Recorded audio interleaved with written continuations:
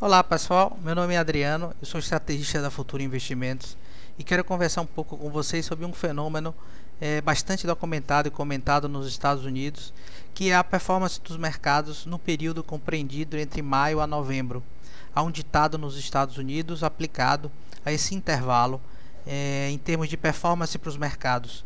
Esse ditado é "Sell in May and go away". Se nós fôssemos traduzir para o português, a gente teria: venda em maio e tire umas férias. Por que tirar umas férias nos Estados Unidos em maio? Porque o verão americano começa exatamente em junho, ou seja, se desfaça de suas ações em maio, curta seu verão e volte logo após dele. É isso que eu quero conversar um pouco com vocês. Eu espero que as últimas 8 semanas de valorização do nosso mercado tenha sido generoso com os nossos clientes. A gente teve inúmeras oportunidades de trade sugeridas pelos nossos traders aqui internos e eu espero que vocês tenham tido um belo desempenho e tenham recuperado parte das perdas do ano de 2008. A minha intenção com esse vídeo é prepará-los para os próximos meses de mercado, onde a gente não conta com valorizações adicionais para o nosso mercado. O que é o Sell in May and Go Away? Qual o significado disso? Como eu já mencionei para vocês, o significado é que o mercado nos Estados Unidos, nesse período compreendido de maio a novembro, tem uma performance bastante pobre. O período compreendido sobre esse intervalo é o período de maio ao período de novembro. E a estratégia que é abordada nessa teoria é que, se você for um investidor de risco, um investidor que aloque recursos em renda variável, você deve se desfazer de suas posições em renda variável no período de maio a novembro, porque é um período de pobreza em termos de retorno, ou seja, os retornos que a renda variável estatisticamente proporciona entre maio e novembro é um retorno muito inferior ao período compreendido entre novembro e abril. Então, essa teoria aborda essa ideia, a ideia de você estar fora do mercado de risco entre maio e novembro. Novembro você retoma seus investimentos e se desfaz deles em abril. Eu vou mostrar para vocês um pouco de estatística sobre esse significado e depois eu vou abordar o que é que a gente espera para os próximos meses para os mercados de risco ao redor do mundo. Esse gráfico aqui mostra para a gente o desempenho do índice SP500 ao longo dos anos. Ele tem uma estatística média de retorno desde a década de 50 até o mês de 2009. Até esse ano a gente tem estatísticas que mostram retornos médios. A gente consegue observar que os retornos médios do S&P no período de maio até outubro são retornos inferiores ao período de novembro a janeiro. Ou seja, aquela história de que venda em maio, fique fora do mercado até início de outubro, até início de novembro, se aplica inteiramente se a gente for analisar essa estatística média de retorno. Significa que o mercado necessariamente cai de maio a outubro? Não significa que o mercado vai cair.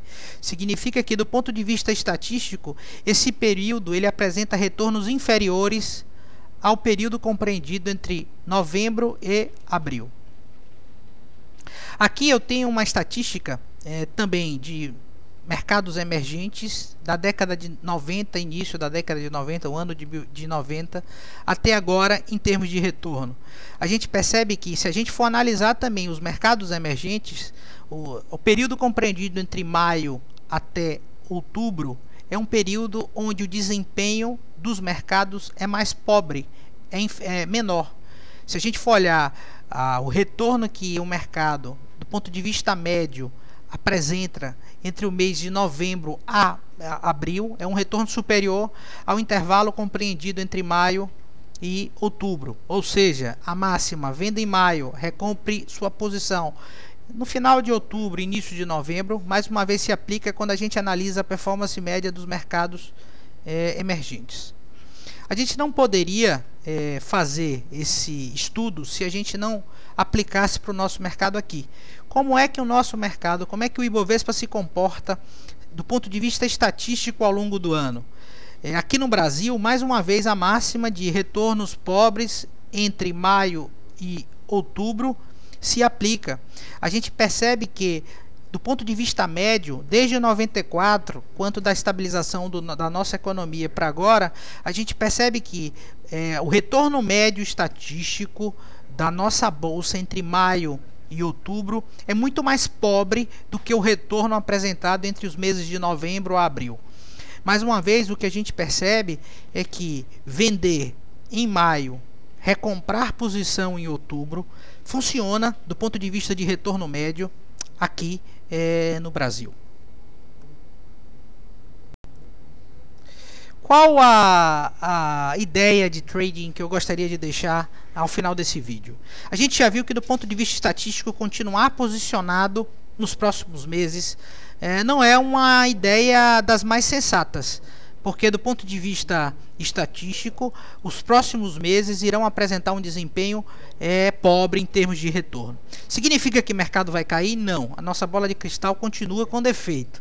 A gente não sabe se nos próximos meses a gente vai ter ou não quedas. Mas do ponto de vista estatístico, estar posicionado no mercado nesses meses não é uma das ideias mais brilhantes. Ou seja, a gente deve ter muito cuidado em estar posicionado nos próximos meses. Quanto mais num ambiente de incerteza do ponto de vista econômico que a gente tem. A impressão que os mercados têm passado nas últimas semanas, apesar de estar muito forte o mercado, nosso mercado aqui, a gente tem tido retorno do fluxo estrangeiro, a gente percebe queda do dólar, queda do risco Brasil, ou seja, apesar de estar tudo andando favoravelmente para os mercados de risco, a gente percebe que tem muita incerteza ainda no ar. A gente está, do ponto de vista econômico, no meio de um grande turbilhão. Sim, é provável que o fundo do poço tenha ficado para trás, mas tudo que a gente percebe em termos de perspectiva e premissa econômica aponta que a recuperação efetiva da economia demandará muitos anos, ou seja, a gente percebe que aquela ideia de que a economia deve se recuperar em L, ou seja, parar de cair e começar a crescer de uma maneira muito lenta nos próximos meses e anos, é a hipótese mais provável, ou seja, essa euforia de curto prazo que a gente está vivendo, ela não encontra embasamento do ponto de vista econômico, ela não encontra respaldo no momento econômico que o mundo atravessa. Ou seja, se você junta uma exuberância que a gente viveu no período do início desse ano, de janeiro até abril, e se a gente soma com uma inconsistência econômica e com o conhecimento estatístico que eu estou apresentando para vocês, todo cuidado é pouco para a performance dos mercados nos próximos meses. Era essa a ideia que eu queria passar para vocês, pessoal. Obrigado pela atenção e até a próxima oportunidade.